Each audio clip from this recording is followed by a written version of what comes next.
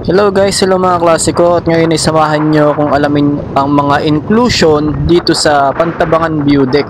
Para kapag ikaw ang susunod na dadayo dito o lilibot, alam mo na yung mga kasama niya. Halimbawa na lang ng mga entrance fee na tig 30 pesos per head, pet friendly, at pwede ang outside food. Pwede ka nga rin pala magluto dito, no? At di lang yun, pwede ka rin mamingwit ng isda na worth 300 pesos per head, good for 1 year. So pinili ko na lang i-voice over dahil sa sobrang lakas ng hangin, dahil hindi nyo rin naman ako maririnig. Hindi ko na rin tinanggal yung sounds para mas marinig ninyo o mas malaman ninyo kung gaano kalakas yung hangin dito. Kita nyo rin naman sa nilalakad ko kung gaano kahaba yung hanging bridge dito. Yan guys, so narating na natin yung dulo. Pupuntahan natin ang unang destinasyon na pagtatanungan natin. So guys, ang open nga pala nila ay 6 AM at pwede ka nga rin pala mag-camping dito, no? Kaya pwede ka rin magdala ng tent.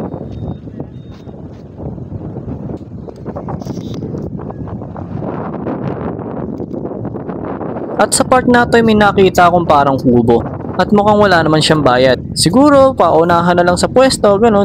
Diyan pwede kayo magluto basta wag lang makakasunog. At siguradong tanaw na rin ang hanging bridge dyan. Ayan, 4 sila dyan. Pagkatapos meron pa ditong pababa papunta sa mga floating cottage. Meron din sila ditong jet ski at speedboat na mamaya ay malalaman nyo lang din kung magkano or ilang packs o tao ang kasya. Sa part naman dyan ay pwede kayong mag-swimming. Ops, shoutout sa inyo dyan, nakakalimutan ko kayong tutukan ng camera. Well, safe naman dyan kasi running water naman siya at pagkatapos mababaw din yung part na yan. Hey, shoutout sa'yo boy!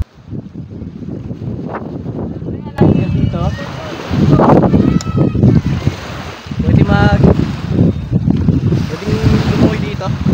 Pwede mag-swimming. Ayan, pwede mag-swimming dyan.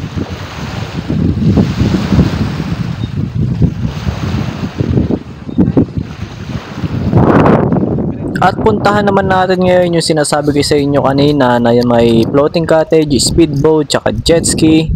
Nakakaliwa lang kayo galing din sa pinanggalingan natin para mapuntahan ninyo.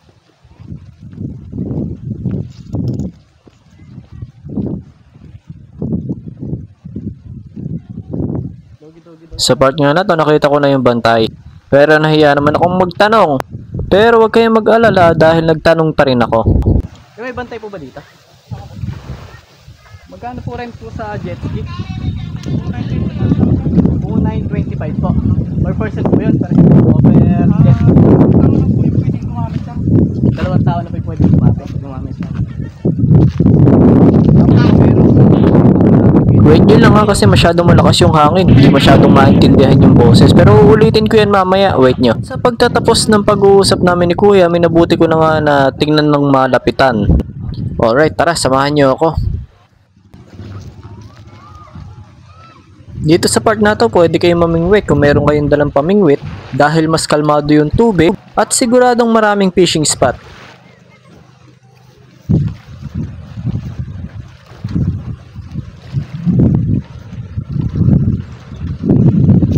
So ito guys, 2,925 yung jet ski.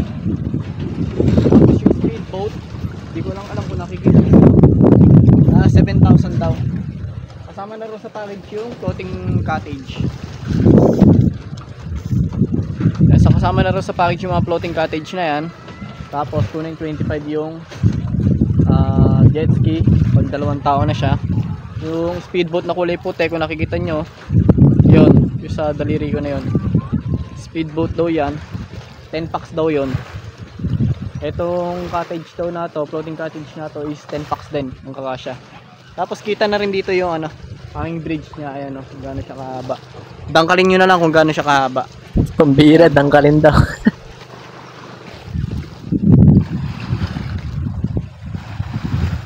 So ang ganda dito. Talagang recommended na balik-balikan. Talagang mare-release yung stress mo. Napakaganda talaga, di nyo pagsisisihan.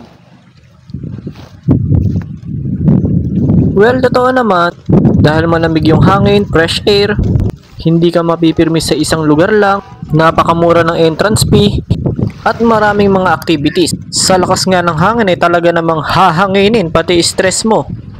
Pwede rin siya sa mga solo adventurer, couple, or family. So paano guys, hanggang dito na lang tayo. Kung meron ako nakalimutan, pakidagdag na lang dyan sa comment section para nun matulungan natin yung mga nagbabalak pumunta at magkaroon na sila ng idea. So paano, hanggang dito na lang tayo. Huwag kalimutan mag-like and follow Classico Motovlog. Bye bye!